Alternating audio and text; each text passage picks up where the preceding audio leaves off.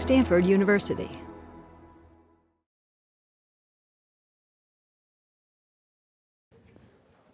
Well, welcome everyone, and I'd like to call to order this 43rd meeting of the Academic Council of Stanford University. My name is John Hennessy, and I'm the current president of the university, and I'd like to start our program today by asking Professor David Spiegel, current chair of the Academic Senate, to come forward and make a presentation on behalf of the Academic Senate. David? Thank you, John. Mr. President and members of the Academic Council, it is my honor to report to you on the activities of the 43rd Faculty Senate of the Academic Council. It has been a busy and productive year. As is our custom, we granted degrees, approved new and renewed existing degree awarding programs, and heard memorials in honor of the passing of distinguished colleagues in our faculty. Highlights of our Senate activities, most of which have involved our students, include the following. In 2 sessions last year, President Hennessy articulated 10 challenges to higher education. For example, he noted that we can and should be thinking more creatively about new ways to use information technology in educating our students, who often educate us about information technology. As if in response to his comments, at our last meeting, 3 of our young faculty demonstrated their innovative approaches. These included online lectures and quizzes that allowed for real-time classes to focus on knowledge deficit areas in computer science, having each student in a history course create a specific historical avatar whom they would navigate through life in the early 20th century in Germany, and using a transdisciplinary approach in a design school field study, as did 4 undergraduates, to address the problem of early infant mortality in India. Their collaborative work led to the invention of $40 baby warmers, now in production in their startup company, in true Stanford tradition, to replace unused $20,000 incubators in faraway hospitals. The Senate heard progress reports from the task force on the study of undergraduate education at Stanford and provided feedback. The task force is addressing the challenge of achieving a balance between structure and freedom, the admirable but conflicting goals of ensuring that Stanford students are exposed to a liberal education that undergirds lifelong learning, yet allows sufficient freedom to explore new pathways, redefine oneself, experience the joy of creativity, and undertake research. On the other hand, the current gen ed and major requirements leave some students with little or no elective time. Better integration of these 2 types of educational requirements may help to resolve this problem, and they will be presenting their proposed resolutions shortly. We heard a report about student mental health, a subject dear to my heart, and well-being at Stanford from a variety of perspectives: students, mental health professionals, residential education, and legal representatives. Student life at Stanford has many stresses, but most cope admirably in a manner referred to by one student as the duck syndrome, looking serene but paddling furiously underneath. A safety net has been created to facilitate community responses to threat, rapid identification of problems, connection between students in need and the counseling and psychological services, and sharing of concern about students so that they receive the help they require. Stimulated by the presentation of Professors William Perry and David Kennedy, the Senate established an ad hoc committee on the Reserve Officers Training Corps, ROTC. While the committee was meeting this year, Congress abolished the Don't Ask, Don't Tell policy, thereby removing a legal obstacle to university re-engagement. There have been vigorous but respectful student and faculty debates on this important issue. We look forward to the committee's report in May. After lengthy deliberations, the Committee on Research recommended to the Senate that it authorize a trial of allowing postdoctoral fellows with MD and MD PhD degrees to apply for an investigator-initiated federal research award. In approving this proposal, the Senate took into account the fact that the number of young doctors in the U.S. who pursue a career as bench-to-bedside researchers is declining. Being able to apply for independent research funding makes them more competitive in obtaining academic appointments, and many of them don't complete their training until the age of 40.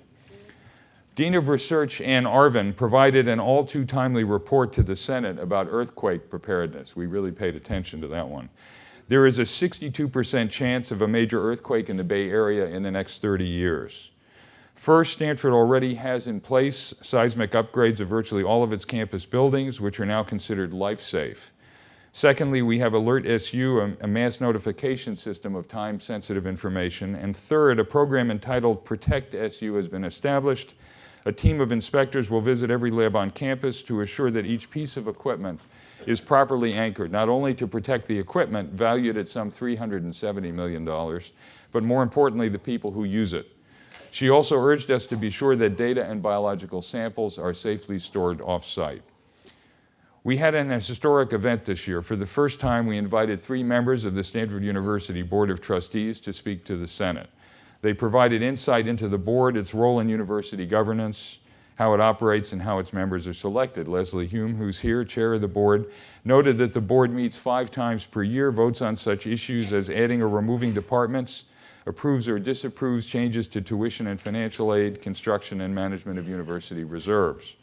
She also commented on the board's wise choice of a president. Jerry Yang, vice chair, talked about the 3 most important qualities of trustees: commitment, diversity, and teamwork.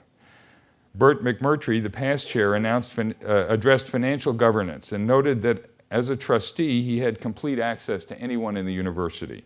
He said that he felt huge personal and emotional benefit in being a trustee of an institution of the caliber of Stanford. A full report of the issues addressed by the Faculty Senate is listed online at facultysenate.stanford.edu. In closing, I wish to express my thanks to the senators for their thoughtful and articulate participation and very good attendance record this year, members of the Senate Steering Committee for their sage advice and constant good humor, Vice Chair David Palumbo-Liu for all his help in stepping in for me whenever asked, the chairs and members of the Academic Council committees and the Committee on Committees for their dedication and hard work, to President John Hennessy and Provost John Etchemendy for their regular involvement and support with the work of the Senate, Assistant Academic Secretary Trish Del Pozo, a unique Stanford institution in her own right, and our wise and distinguished Academic Secretary, Dr. Rex Jameson. This concludes my remarks, Mr. President, and members of the Academic Council.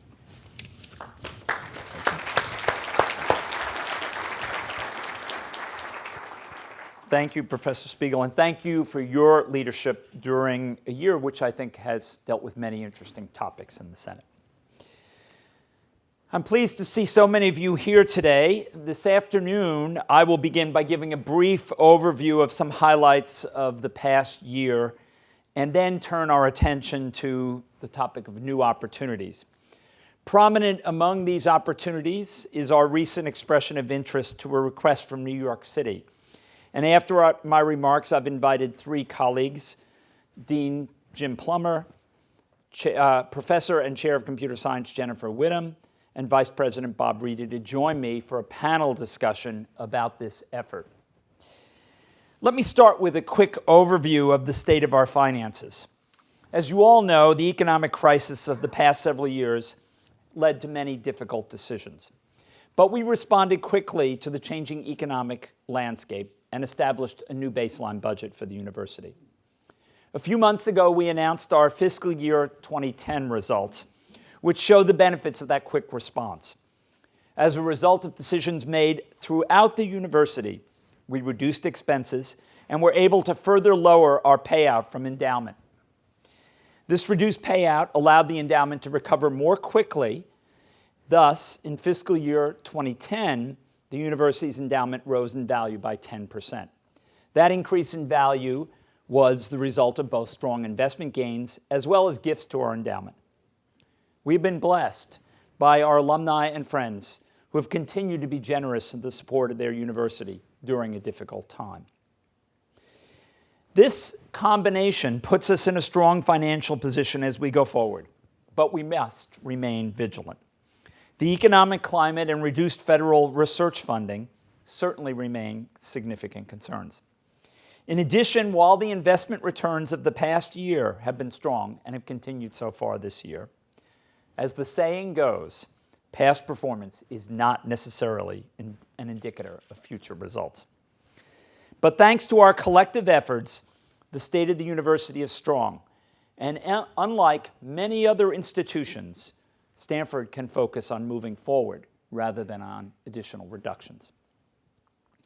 We are entering the last 6 months of the Stanford Challenge, our 5-year campaign to transform the university, and better prepare us to lead in this century. It has been enormously successful, despite the global economic crisis. We firmly believe that the work we are doing to address today's complex problems is essential, not only for Stanford, but for the greater community that benefits. And clearly our alumni, friends, and supporters have shared this belief. In the 4.5 years since the Stanford Challenge was launched, we have raised over $5 billion, surpassing the original $4.3 billion goal. Despite that, there is still much to do. Financing for our enhancements to undergraduate financial aid, combined with the greater need caused by the economic crisis and a reduced endowment to fund these costs, have led us to triple our fundraising goal for undergraduate financial aid. Likewise, threats to federal funding mean we need to increase our university support for graduate students. And finally, we want to ensure that we can continue to attract and retain the best scholars on our faculty. And restoring faculty positions that were reduced during the crisis will require new endowed faculty support.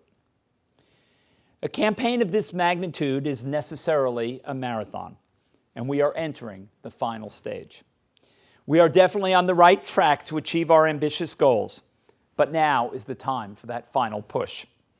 We want to finish strong, and I have no doubt that with your help and the enthusiastic support of our alumni and friends, we will do so.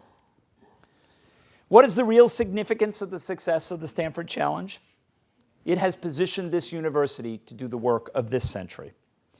One way it has done so is by enabling us to build 21st century facilities, such as the one we meet in today, the Wang Engineering Center, and the other buildings in the new Science and Engineering Quad, as well as to update outmoded facilities, many more than 50 years old.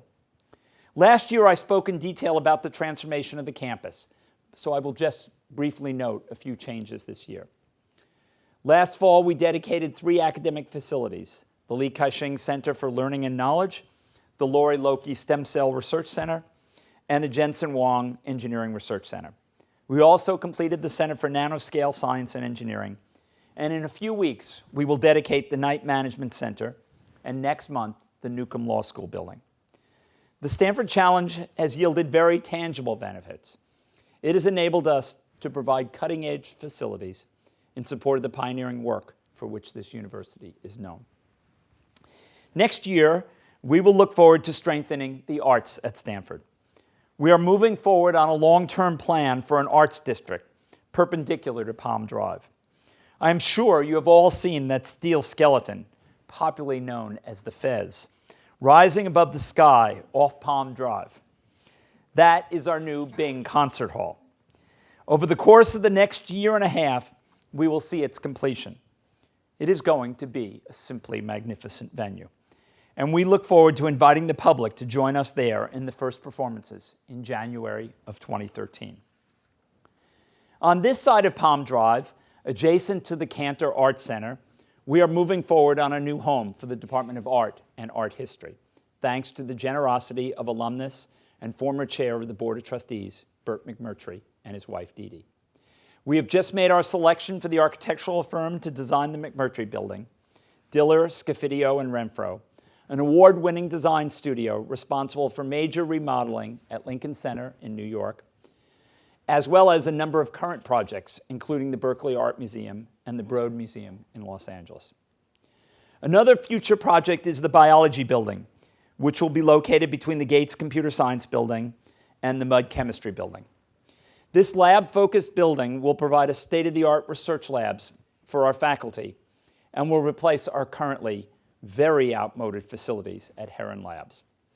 We are also moving forward on plans for that building and have received a naming gift. We're also looking at a variety of other alternatives to rebuild our undergraduate science labs, which we desperately need to do. And I still hope to find that donor who loves the look of old chemistry and wants to help us bring that building back. As I've noted on other occasions, facilities are nothing without great people. That is what makes a great university. And the Stanford Challenge has provided essential support for our faculty and students. The campaign has enabled us to strengthen our undergraduate financial aid and endowed more than 250 graduate fellowships, both interdisciplinary and within the schools and departments. It has also raised money for a host of faculty positions across the institution, with more than 60 endowed professorships, half a dozen directorships, and 5 senior fellows, and as well as secured both expendable and endowed support for important centers and institutes. Our results reflect both the ambitious and inspiring goals we set for the Stanford Challenge, the engagement of faculty throughout the university, and the tremendous confidence of our alumni and friends. Our students and young alumni are one of the reasons our donors are so inspired. They are consistently selected for Fulbright scholarships, Rhodes scholarships, Marshall and Mitchell scholarships. A few weeks ago, 4 Stanford juniors were named Truman Scholars, the largest number of any institution. The university's overall excellence is also reflected in record numbers of applicants. As has been the case for several years now, this was once again the most competitive year in the university's history. We received more than 34,000 applications for our class and had an admission rate of just over 7%. Our graduate programs are consistently among the best. 8 programs, the business school, biology, statistics, history, computer science, political science, psychology, and physics, were ranked first or tied for first in the most recent U.S. News and World Report graduate student rankings. Now, you can say what you like about U.S. News and World Report. Sometimes they get it right. 3 programs, the engineering school overall, math and English, were ranked or tied for second. Law ranked 3rd, education, chemistry, and earth sciences 4th, and economics, sociology, and other research programs in the medical school ranked 5th. In 2010, the National Research Council finally released its long-awaited evaluation of doctoral programs based on data from the 2005-2006 academic year. The results are, and I understate it, difficult to interpret. But if we liberally use the upper-end ranking for each department, following a mode used by many other institutions around the country, we find that every single one of our ranked departments in engineering, the physical sciences, the biological and biomedical sciences, and the social sciences ranked in the top 10. Furthermore, our humanities departments showed the most improvement, moving from 58% of the departments which ranked in the top 10 in 1995 to 85% ranking in the top 10 in this newest survey. Now let me turn to a topic which I'm sure you are all eager to hear about. We have been exploring another new opportunity, the possibility of establishing an engineering and technology research and graduate education campus in New York City. In mid-December, New York City's Economic Development Corporation announced plans to attract an institution to create an applied science research and educational campus in the city. New York's goals ranged from raising the capability of institutions in the city in technology and applied science, to creating more talented graduates in these fields to support growth in the high-tech sector, to increasing economic growth and diversification through high technology, innovation, and entrepreneurism. Stanford was one of 27 institutions that responded. Our interest has been informed by a broad consultation over a series of months with faculty, university leadership, and trustees. Like many other institutions, we have received over the years many invitations to consider setting up campuses and programs throughout the world, and especially in Asia. While we are engaged as consultants and partners with a number of institutions around the world, we have so far chosen not to set up another full-fledged campus, primarily because we were concerned that we could not establish a permanent presence with a cohort of faculty and students whose quality match that of our home campus. But New York is different. We can attract great faculty and great students committed to Stanford to a New York campus. Thus, we believe this is an interesting opportunity for us to team up with a dynamic partner, New York City, to create a high-quality institution which could become the nucleus for a major center of innovation, just as has happened in the Bay Area. New York has its own culture and strengths, which are quite different from those of our present location. And fusing that culture with the technical capabilities and entrepreneurial culture of Stanford could produce a remarkable new center for research, education, and innovation.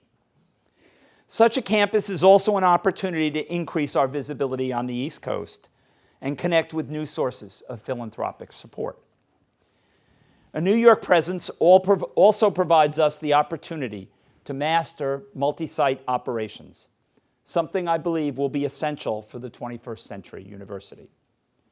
We already have a strong foundation in distance education, and this would enable us to further refine and expand that foundation.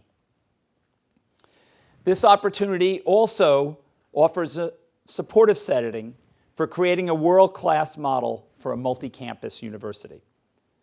Setting up an operation in the same country with the same language and just 3 time zones away, where there are no issues of academic freedom, is a much more manageable task than establishing a campus in a different country 6 or 8 time zones away with concerns about language difficulties and issues of academic freedom.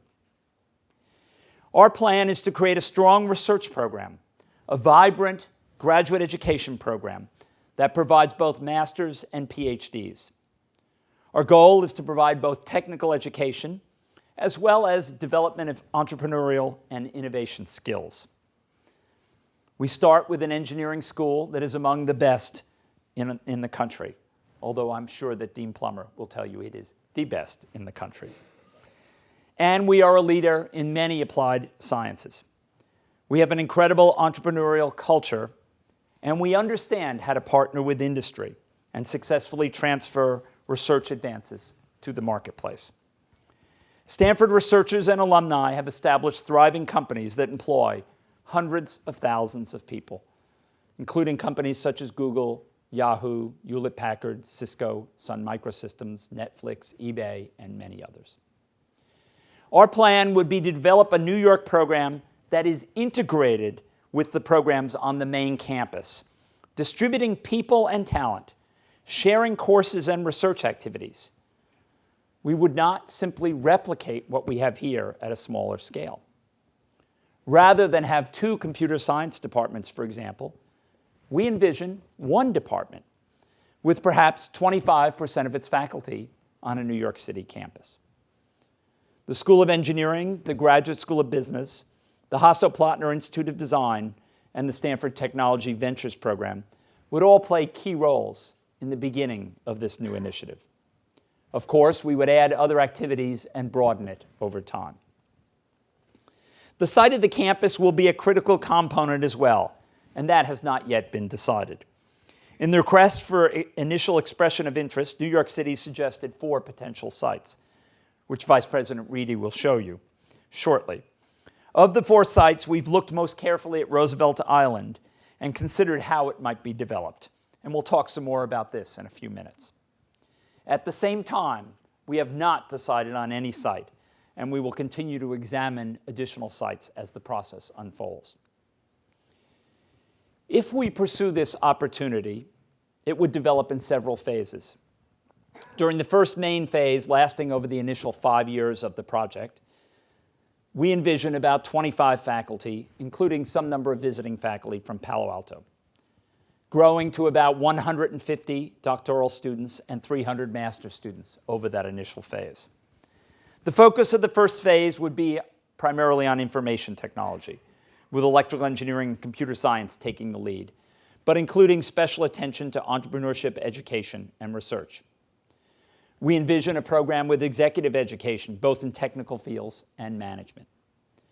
And as we plan this first phase and contemplate a formal proposal, I've asked Dean Plummer of the Engineering School and Dean Salona of the Graduate School of Business to appoint a faculty advisory committee to provide guidance and counsel in the process. Succeeding phases would expand to include perhaps 100 faculty and about 2,000 students. There would also be opportunities to take advantage of all that New York City offers, especially in areas such as new media, cultural opportunities, and others. I can envision broadening the base of subjects that we offer to include green technology, biomedical engineering, new media, financial mathematics, and urban studies, just to name a few. There would also be the opportunity to host other visiting undergraduate and graduate programs, perhaps an academic quarter in New York, similar to our Stanford and Washington program, as well as opportunities to host students in the business school or other disciplines. The succeeding phases would develop over as much as 20 years, allowing for an extensive exploration of the opportunities as we gain capability in making a distributed program work.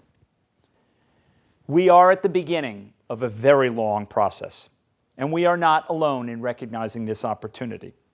As I mentioned, 27 schools have submitted proposals organized into 18 different proposals or consortia. These include responses by Cornell University, Columbia, NYU, Carnegie Mellon, and several international institutions. Final proposals will be due this summer, with selection by the end of the year. If we are selected, the real work will then begin.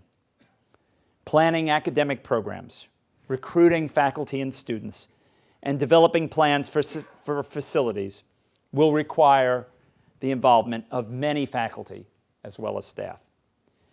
Building a New York branch and a set of programs that measures up to the excellence we have achieved on this campus will be challenging. But that is what we aspire to. And if we achieve that goal, the New York branch will be something that both Stanford and New York City can be proud of. Thank you for coming and joining us today and for your support of this great university.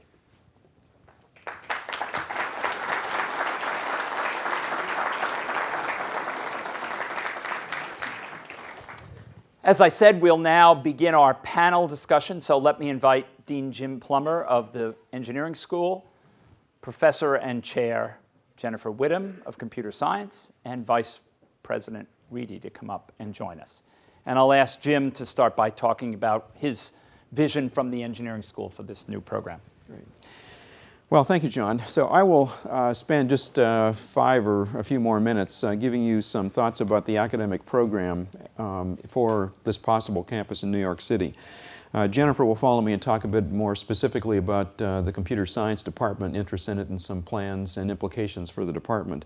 I should emphasize that what we're going to talk about today is very much in a preliminary phase. We've done a lot of thinking, a lot of brainstorming about this, but we're at a point in time where we really welcome inputs, comments, thoughts, suggestions, criticisms, all of the above, because if we're going to do this, frankly, we need to get it right. It's going to be a very big venture for all of us, and so we really do hope that many faculty and staff and students here will get engaged in this process. So as John said, there are really 3 overarching questions or goals that a campus in New York City could help us to answer.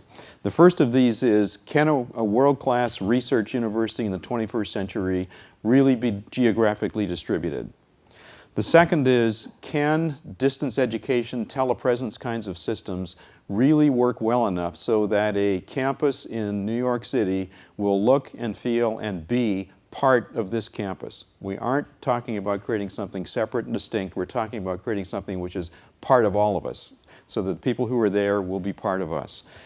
And then the third question, I think, is whether or not the entrepreneurial culture and character of Stanford and Silicon Valley can, in any sense, be replicated in a geographically separate site. So those are the 3 big questions. And as we've thought about the academic program, they inform how we have thought about what we should try and do, both initially and in the longer term, with regard to an academic program. Now, there are some constraining factors also on how we think about the academic program. The first is that the New York campus will clearly start out very small. It starts from zero, and over time it will grow. So whatever programs we decide to put back there need to be constrained and set up in such a way that they will have critical mass from the beginning. We can't think about doing everything all at once. We need to pick our targets carefully in the beginning and make certain that they're successful before we grow and expand the range of intellectual activities in New York City. We don't think that it's a wise thing to think about incorporating wet labs, for example, in the initial phases of the New York City enterprise because of infrastructure reasons, but also because since distance education is going to be a critical element of what we do, it's much harder to think about using current distance education techniques effectively for wet lab kinds of laboratories and so on. And thirdly, another constraint or factor we need to think about is that historically the connections between Stanford and Silicon Valley have really had a center of gravity in the information technology area. That may not be the case going forward. I think it probably won't be, but that has been the past and it will be a very important part of the future, maybe not the whole future. So we need to build on our strengths as we think about the academic program. So as John said, the first phase, given these constraints and these big questions we're trying to answer, the first phase of the academic program that we have at least put up as a straw man proposal for all of us to think about and debate about would have a center of gravity in information technology. Most of the faculty and students who would be there, at least initially, would come from computer science, electrical engineering, perhaps our management science and engineering departments. The size of it would be on the order of 25 faculty, a few hundred students, master's and PhD students over the first few years. The faculty who are there would be hired by the departments who are here, using exactly the same process we currently use to hire faculty. So electrical engineering or computer science would do a faculty search, probably at the same time recruiting faculty for this campus and faculty who might be located predominantly at the New York campus. Same thing with students. The students would be Stanford graduate students. They would be admitted by the departments here and would have location options in terms of whether they're here or whether they're in New York City, and some of them certainly will do a bit of toing and froing.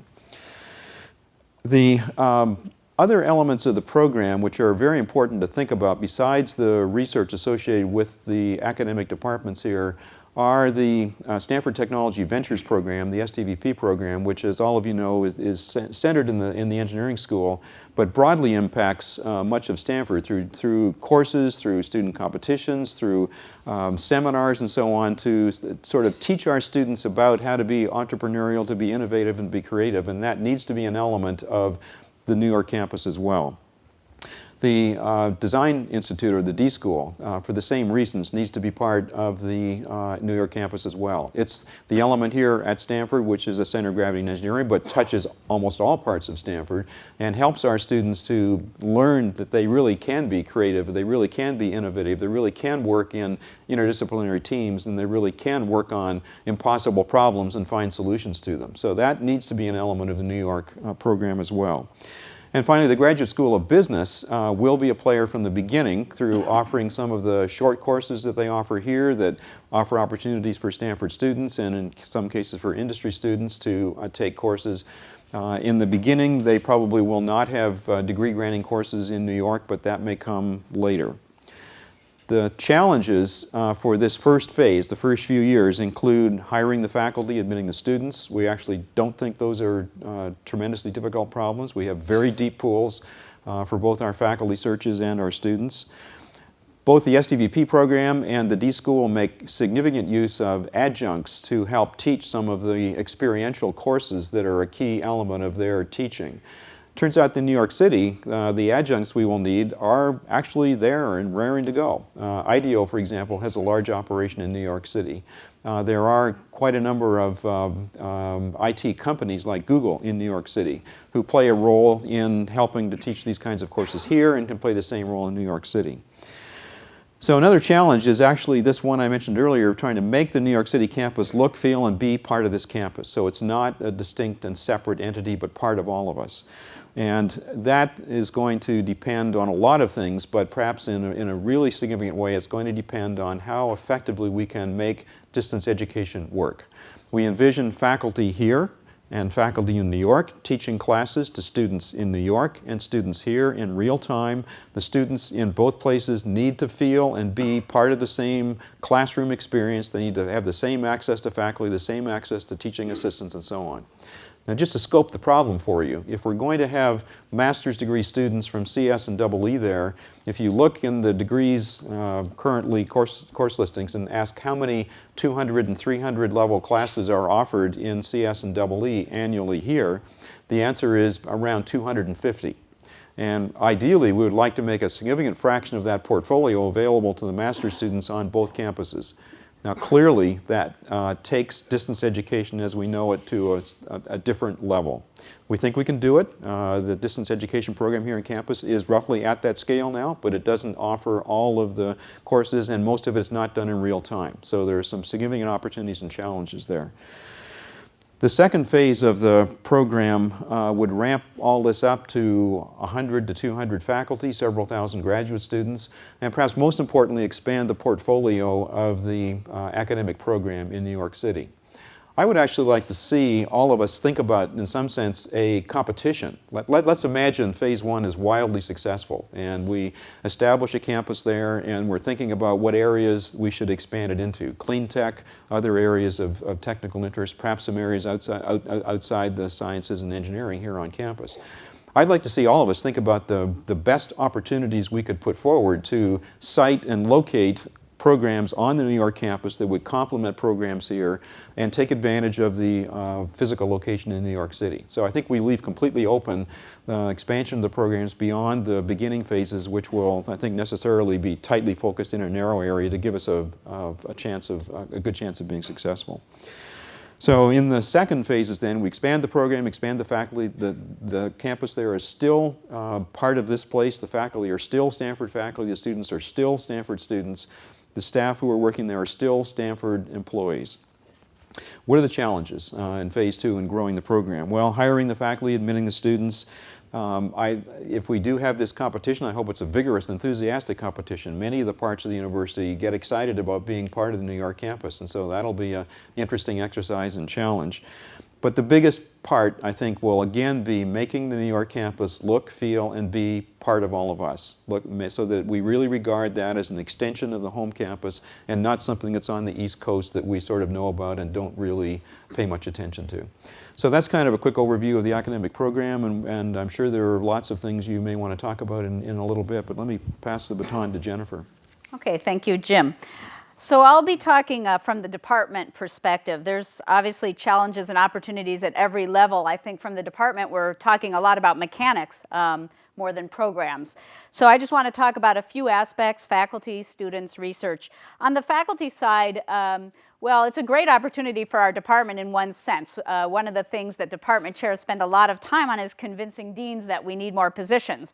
And so the opportunity to get 10 or 20 more positions is a great one. We're actually quite a bit smaller than our peer departments in computer science, and so this gives us a chance to really broaden what we do, and there's a lot to do in computer science. On the other hand, I'm slightly less optimistic than Jim is about instantly finding the faculty that meet our quality threshold. We're pretty fussy, and one thing that is a very, very strong sentiment in our department is that we will not lower our quality threshold in order to hire faculty for New York. And that means it's going to take some time. We may be able to increase our faculty size by 1 or 2 per year while still meeting our threshold. So it will take a while to ramp up, but we do want to ramp up, and we're very excited about that. There's also a question of where faculty will live if we give them their entire choice. It will be essential for some of the new faculty to join New York, but it will also be essential, I think, for some of our existing faculty to decide to move to New York either temporarily or permanently. Now, we did take a straw poll in one of our faculty meetings. We asked how many of our faculty would like to spend time in New York, and not surprisingly, a large fraction raised their hand. They're probably thinking about show tickets and furnished apartments and things like that. But I think, everybody is serious. We'd have to see when the time comes, how many follow through. I think a number will. Incidentally, we tend to get the faculty that we make offers to, and we don't lose very many faculty at all. We've lost very few in the 15 or 20 years I've been here. Those we've lost, I think every single one, have been to East Coast concerns and not always to specific schools. In fact, we can point to two faculty we lost specifically to New York City, and one of the things that many of our faculty have said as soon as they heard about this proposal is, oh, can we get so-and-so back now that we'll have a place for them in New York if it works out. So there are definitely challenges on the faculty side. I see fewer challenges on the student side, actually. There we turn away many, many qualified graduate applicants every year. So I don't see a problem admitting high-quality students. Again, we do not want to change our threshold at all. I also don't see a problem of finding students who want to live in New York. That's just my sense. I don't know that for a fact, but I would venture to guess that's the case. I wanted to mention that a lot of what we do in our department is sort of outward facing. We do a lot of entrepreneurship, but more on a day-to-day basis. Our department works a lot with industry, works a lot with society as well, and so everybody sees a pretty interesting opportunity to work with New York because I think it will look very different, and we don't know how it would affect our research, but that's a pure opportunity there. On the education side, actually this proposal couldn't have come at a more interesting time for our department. There's a number of faculty in our department, and it was alluded to earlier, that are working on new modes of delivering courses online. Now, we have been recording our courses and doing distance education for decades, and it's been online for many years. But we've been looking at something different, which is taking some of our courses and packaging them up specifically for online consumption, and then vastly changing what we do with our classroom time. So no more big lectures. Our classroom time is interactive. The main material is learned online. So how that affects the New York campus, I'm not sure. Certainly packaging up our courses specifically for online consumption will help. But on the other hand, what we're trying to emphasize more now is sort of the in-person experience, even for some of these very large classes. And so that in-person experience, as Jim says, will have to be replicated in New York so that the students can have the same experience in the two places. And lastly, I'll just say that some of our favorite organizations have opened New York offices. Google, for example, was mentioned. They have a couple of thousand people there now and some very talented engineers. There are a lot of engineers who want to live in New York, and so Google actually opened the office for them, and hopefully we'll see faculty and students in computer science who want to do the same. Thank you.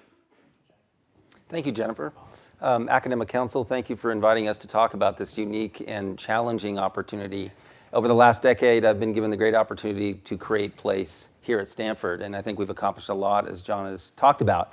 I have 5 minutes to take you on a visual journey. I'm a visual person, so I'm going to walk over and grab a clicker. Oh, here we go. Thank you. Stanford and New York City, one example, Roosevelt Island. This is one example of something that came out of a process that was driven by the New York City Economic Development Corporation. As John mentioned earlier, there was 4 sites offered. These are sites that they control, so then therefore a higher degree of success that we can actually do this in any timely manner. And Staten, Governors, Brooklyn, and Roosevelt. And initially, both John and I and others were really excited about the Brooklyn Naval Yard. And by process of elimination, we really ended up at Roosevelt Island. So let me just talk about that process a little bit. So the Staten Island site that they identified was Farm Colony and Governor's Island here. Both of them we viewed as too remote and hugely challenged by their sites themselves, historic elements and capacity issues and infrastructure issues. Governor's Island has a tremendous infrastructure problem, namely water. So it took us to the Naval Hospital at Brooklyn. And Brooklyn, as you probably know, is an exciting, rejuvenated, really interesting place. But yet when we looked at the site, it was constrained in capacity. It had historic resources, a 1860-something naval hospital, really interesting building, cool architecture, but it's not going to work for us. It's too small. And the surrounding community is all industrial. They intend to keep it industrial zoning. So it wasn't a good spot. So we ended up at Roosevelt Island. So let me talk about Roosevelt Island. It is a unique place. Namely, housing, hospitals, and recreation is its current use. It's in the East River, sandwiched between Manhattan and Queens. The Queensboro Bridge crosses over it, does not connect to it. It is a special place in that it's oddly apart from the city, but very closely adjacent. It's 2 miles long approximately. It's 800 feet wide in its widest spot, and it houses about 12,000 residents.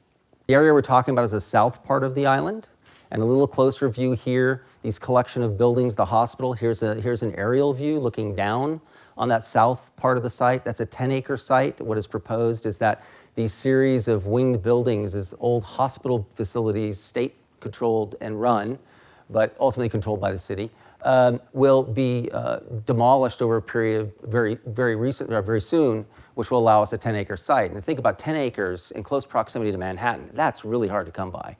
So from that perspective, it is a great opportunity, but it does have its challenges. Here's a visual of what's there today. It's 650,000 square feet, 900 beds. Really no value to Stanford. We can't imagine going in there and renovating something like that. That's not the kind of place we want to create. That wouldn't be the culture and environment that we would ever put our faculty in. So let me move on to more tangible things and talk about transit connections. A very important thing when you're a place apart from Manhattan, a place apart that probably wants to be in Manhattan, but yet there's some certain benefits of being a place apart. But let's talk about the 3 modes. The subway, which I would say is I would categorize as good. The car and bus as challenged, and I'll get to that in a minute. And the tram, which is just odd, and you'll see that in a minute. So the subway runs, this is the F train, and it runs and connects Queens to Manhattan, and then it's about a 2-minute ride from the stop here to 63rd in Lexington, and then some connections and another walk to other subway takeoff points from that point. The challenged vehicular connection, the only connection vehicular is through a bridge through Queens and down a spiral staircase, if you will, to the island. So it is challenged from that regard, but many people don't have cars in New York City. So let's keep that in mind. So I still say, you know, that isn't a full negative, but it does have one point of access for vehicular. Now, just quickly, I'm going to get to the tram in a minute, but if I'm a person at the Stanford campus on the most southern part and I want to walk to the tram or to the subway, it's about a 8-minute to 10-minute walk, and then 2-minute ride to Lexington and 63rd, and the subway leaves at 4 minutes, 6 minutes, 8 minutes, and 10-minute and 20-minute intervals depending on the time of day. So let me get to a little more global connection, and that is flight connection, airport and train connection also. So this really serviced by 3 airports. I'm sure most of you are familiar with that.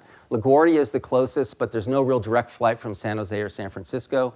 Both JFK and Newark offer direct flights. I think that's where most people will fly in and out of. You can see the distance. It's about an hour by transit to JFK, 30 minutes by car, about 20 to 25 minutes from the island to Grand Central or Penn Station. So transit connections, you can begin to see this thing called the tram, that if in the snow, I was in there in January doing some advanced look at this, and it was cold and it was snowing, and I felt I was almost in Switzerland seeing this tram come from Manhattan to this island. That red bus is a bus that runs on a loop on the island. It's a 3.6-mile loop that it runs continuously around the island. And here is the Roosevelt Islander tram. And it leaves every 7.5 minutes on peak, which means basically commute times, and every 15 minutes off peak. So let's talk about pedestrian, because I think that is a very important element. When you're in New York City, you do a lot of walking, and it's an enjoyable walk most of the time. But so just quickly, I've already talked about the 4-minute ride on the tram, but just imagine a 15-minute walk and then another 15 minutes to get to this circular reference. So it's about 35 minutes from the island to, say, the middle of a park, or down to the New York Public Library. So if it's in the spring, in the summer, in the fall, it's a walkable, very walkable opportunity. In the winter, it's a little bit more challenged. So let me just talk a little bit about some context. So an obvious thing is where are other universities around this site? And I don't think there's great opportunity for collaboration. I think we're very different. But here's some examples: Rockefeller, Hunter, NYU Medical Center, just to name a few. Let me talk a little bit more granular about the island itself. Essentially, the south and north are parks: Lighthouse Park, FDR Memorial Park, hospital, and in between is essentially housing, which is this little cutout down here. There are 6,000 units of housing. Rents range from about $1,800 a month to $6,000 a month for a 3-bedroom. So there's a broad range. About 25% of that 6,000 units are regulated housing, meaning there's some form of regulation, whether below market rate or specific purpose, like nurses. Remember, there's quite a bit of hospital presence there, so there's a lot of medical people that live there. So just quickly, John touched on this with regard to scope and scale and phasing. I'm just going to say that roughly 2,500 people, 1.3 million square feet, and at this point, 1,400 housing units. 1,400 housing units on the population is about 58% of the total. That's a lot, but we've talked a lot about, and I've learned in the last decade here working at Stanford, that living on the campus is an important part of our culture. And so imagine creating an environment and a community. That's an important element. You can probably do that on Roosevelt Island. Very difficult to do on Manhattan. So let me just talk a little bit about this visual journey of what we could imagine.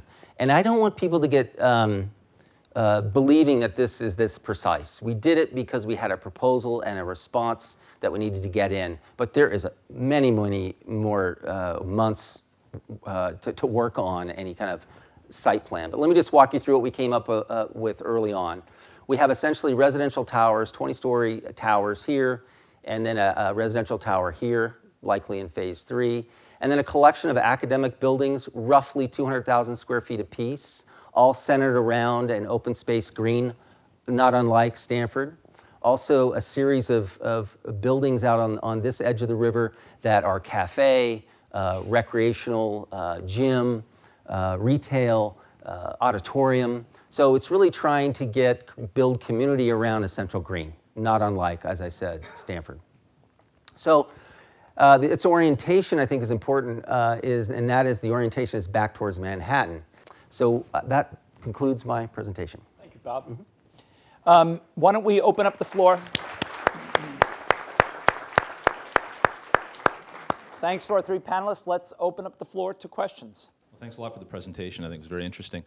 I had a question about research. This is supposed to be a research campus, a research endeavor, and we, here at Stanford, California, sit in the midst of an amazing ecosystem of research and innovation, not only at the campus and all the support we have for it here, but also in Silicon Valley. So that being the situation that we're in here, can we think of any important research problems in electrical engineering and computer science that are better addressed in New York City than right here in Stanford, California? How about a project equipping taxi cabs with sensors and experimenting with the data that's generated by them? I think there are other problems around an urban environment which are very different. The United States has very few big cities. If you think of the challenges around the world with mega cities, we've got perhaps 1 or 2 in the US, New York, maybe Chicago, that have the characteristics that are similar to the mega cities, right? Reliance on mass transit, very high densities of people. Figuring out how to design those cities in an environment where technology will play an increasing role and where information technology will increasingly be the way those cities get run, I think will be a crucial problem. And it's much easier to do it if you're in situ. New York is also the media center for the United States. And so all the questions of the evolution of new media, how it will work, how it will mesh with new technology developments, will be an opportunity that we could certainly explore there. Is this the best way Stanford can allocate these massive resources which would be needed to create a new campus? Yeah. There clearly are significant resource requirements for this. I think how exactly those will come to bear is still unclear. The city has indicated that it is willing to make some kind of commitment to the center. We don't exactly have a feel for what that number is yet. There are also, obviously, there's a land commitment here, for example, if we were to go to Roosevelt Island. The other key element of making this work will be philanthropy. We absolutely could not achieve this without a significant amount of philanthropy. And I think we would only continue down this road if we believed that the project could open significant fundraising sources because of what it would do for the city of New York. And I think that will be the key to achieving particularly the second phase of this project. We can't get to something of that scale without that kind of support. My name is Gene Franklin, XEE. I have two questions. One is, would you elaborate a little bit more on what you think Stanford has that Columbia and NYU don't have? They've been in New York and they've tried it for a while. What do you bring that's new to the table? And the other thing is, I'm concerned that this campus is going to leave engineers in a nerdish bubble. And I wonder if you've considered, with this remote education, having some of our humanities courses taught from California to New York. So, Gene, maybe I can begin, and John or Jennifer may want to add to this. There's no doubt that there are great universities in New York City. They have very strong programs in many different areas, and I think if we do this, we will have to build a set of collaborations with them that take advantage of the strengths of those universities, and we certainly envision doing that. There isn't a lot of history there, however, I think, of the kind of entrepreneurial character that characterizes this place, I think. Sort of new technologies, new ideas spinning up from the universities and starting companies, creating new opportunities for people. And I think that's what the mayor and the Economic Development Commission in New York City see as the advantage of having something like a Stanford or this kind of a culture put down in New York City. I think if we do this really well, it will become infectious in the New York City environment, and it may well allow us to build collaborations with the existing universities that will help them in the same sense that they will help us if we are there. With regard to the second question, one thing that I think we worry about a lot is exactly the point you made. I mean, Stanford is a wonderful place because of its strength across the board. I mean, this place is a liberal arts university, and yes, there's a great engineering school, but it's a great engineering school embedded within a liberal arts university.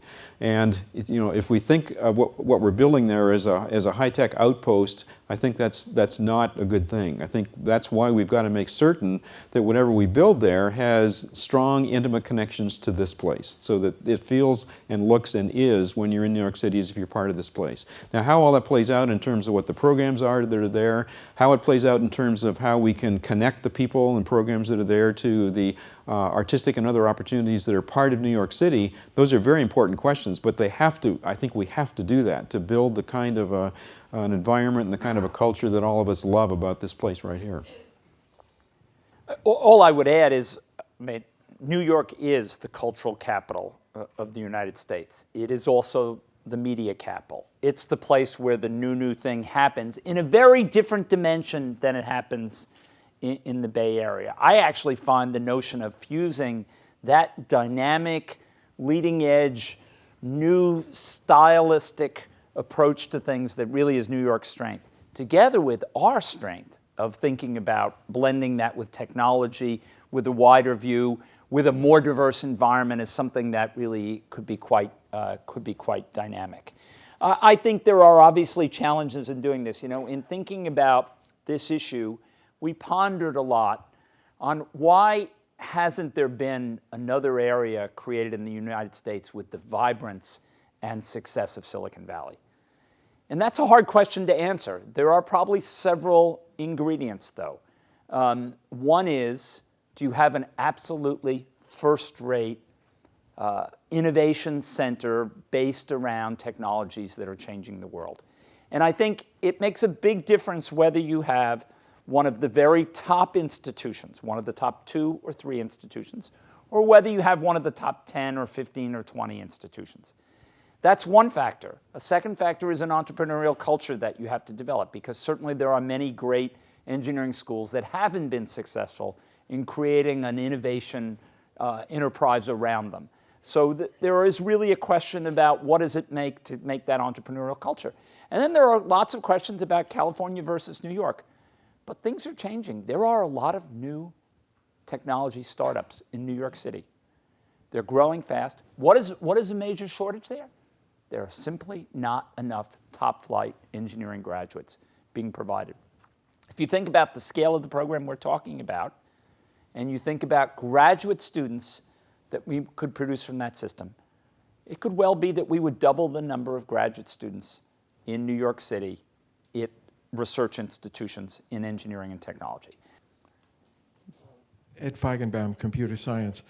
John, in one of the early talks I heard you give, actually prior to the New York opportunity, you were saying that you thought that one of the great challenges for universities in the 21st century would be the multi-site challenge. The great universities were going to be multi-site.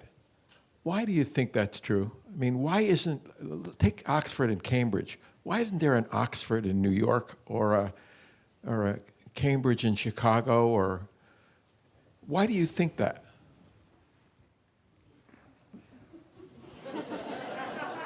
Well, I don't want to say anything that my colleagues at Oxford or Cambridge will feel bad about my saying, but they're married to a place, and they're married to a place that dates back to a period in history that, for which they find it very difficult to think in a radically different way, I suspect. So they are married to, they have a very strong sense of place there. Why do I think this will occur? Because I think the technology will make it possible. I think it is going to happen. It has already happened in companies. You simply go down the valley and look at how many companies have not just a sales division or a support division or a manufacturing division, but they actually have distributed engineering teams that are collaborating around the world. And I think this is the future. It is the direction we're going. Think how far video conferencing has come in the last decade.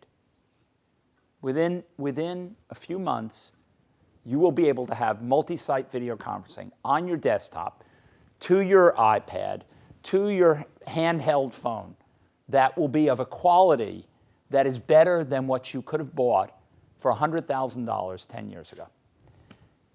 Think what it's like 10 or 15 years later in the future. I think we are going to see a massive transformation, the ability to close distance with technology that will make this possible to do. When we thought about this, I think one of the things that propelled us on was hearing President Obama's State of the Union speech, which I really took as a challenge to all of us to think about how we established opportunities for innovation and growth and jobs in this country. And certainly for a research institution like Stanford, that really speaks to this issue of how do we grow the opportunities by creation of innovation. We've lucky to found that New York City is also interested in that opportunity and in diversifying its economic base. As I said, figuring out whether those two things can come together and be transformative will be the real question. But if that works, it will change the face of higher education. If I could just add one quick comment to that. I mean, if you look at what our peer institutions are doing, almost without exception, they are doing experiments in this idea of distributed campuses. Yale is in Abu Dhabi, MIT is in Singapore. There are various other universities who are in China. We have small-scale experiments going on in China and other places around the world. Why? Because we think it's important to take advantage of the diversity of this planet in which we live. There are very bright people, there are very interesting people, there are very exciting things going on around the planet. It's very different being there and being part of them than it is reading about them or visiting them occasionally. And so if this model that we're thinking about for New York City works, and we end up with a model which can be extended to other physical locations, it provides a really interesting opportunity for a research university like Stanford to have a physical presence in a variety of places around the world. Titus. Several of you have spoken about some of the academic obstacles or challenges that Stanford faces in this project in terms of hiring faculty or replicating an academic caliber. I'm curious about some of the other types of obstacles that may lie between us today and a groundbreaking in the future, whether they are regulatory or legislative or political, and what those obstacles or hurdles might be. Do you want to talk about the real estate issues, Bob? Sure, absolutely. So I think you hit on a very good question. I mean, the politics of New York City are unique in and of themselves. We keep using that word unique and odd in this discussion. But they are unique, and we're consciously aware of that. We need to get something entitled, approve, that concept where we get vested rights before Mayor Bloomberg leaves office. And that's essentially the end of 2013, because it is his vision. It is his vision that has brought this forward to us to at least explore. So I think that's an important connection there.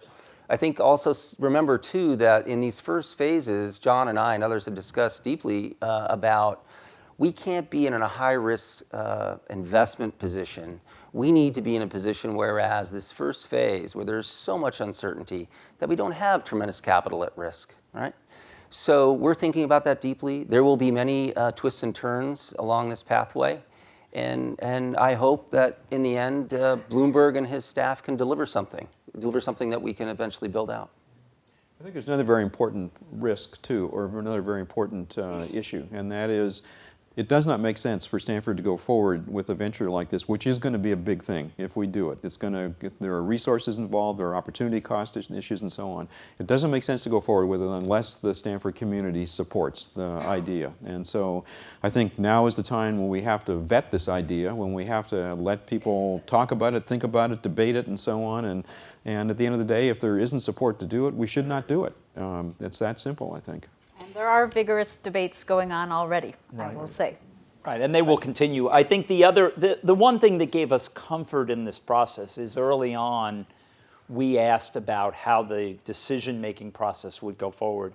And we received assurances that it would be a merit-based decision process rather than a process that got mired in difficult political issues. So I think that gave us some comfort in going to this next step in it.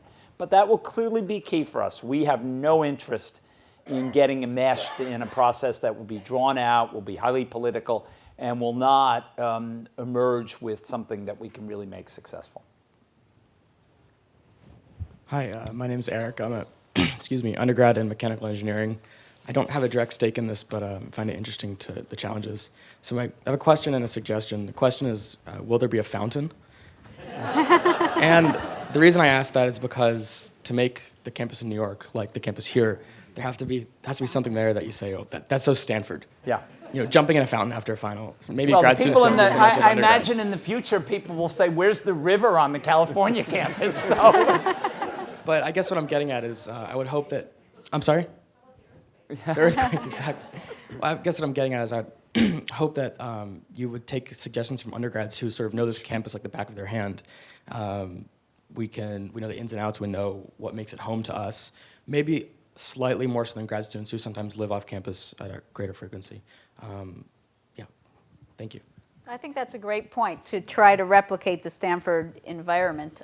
There's small things we need to think about, like fountains, and will the mascot still be a tree? A redwood tree. Right.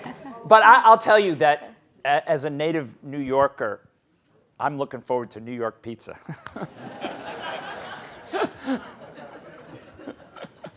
I'm Martha Seiert from biology. I have a quick observation and a suggestion. We actually already are a multi-site university. In the biology department, we have a whole set of colleagues down at the Hopkins Marine Station in Monterey. And I have to say, in that case, they're close enough that there hasn't really been the impetus to bring technology into connecting them, and yet they're too far to really actively be a part, and there's a lot of transportation and housing issues for students. So I suggest that we use Hopkins as a mini experiment, and I think there's so many ways in which we could really be integrating what they do down there with the curriculum up here, and it's a good place to get started. Yeah, it is a good place to get started, and I think you're right. I think there's some great new technology. Jennifer alluded to what some of our colleagues in computer science are doing with making courses available in new ways that dramatically reduce the cost of putting a course online and could lead to better student engagement as well. And you know, I'd love to be sitting here and watching a course take place in that Hopkins library with the beautiful view over the Monterey Bay there. I think it would be good for our students. I think it's a great idea. How does Stanford go about recognizing or defining the new center of gravity of the collaboration between the East Campus and New York City? I mean, our thought, and we'd welcome your ideas on that, but our thought process was that we should begin, since it's going to start small, with something we have had historical success in, which is centered information technology. I mean, we think we can deal with the distance education issues there. We think we know how to deal with the industrial connection issues. We have lots of friends, you know, and everything from venture capital to, you know, people who are engaged in helping start companies and so on. So we think we know how to do that. And so starting there would gain us a foothold, if you will, and then the expansion beyond that to other areas that could be really interesting as the campus grows. I actually, as I said earlier, would like to see us, if we're successful, I hope we'll have a wild competition amongst mechanical engineers and historians and other people around the university here who think they need to have a presence on the New York City campus, and let us pick the best ideas. Let's pick the best and most interesting ideas to expand the program back there in New York. Thank you all for attending this meeting. I think we'll have time for some informal questions in the back afterwards outside. So thank you all for coming and for your interest. For more, please visit us at stanford.edu.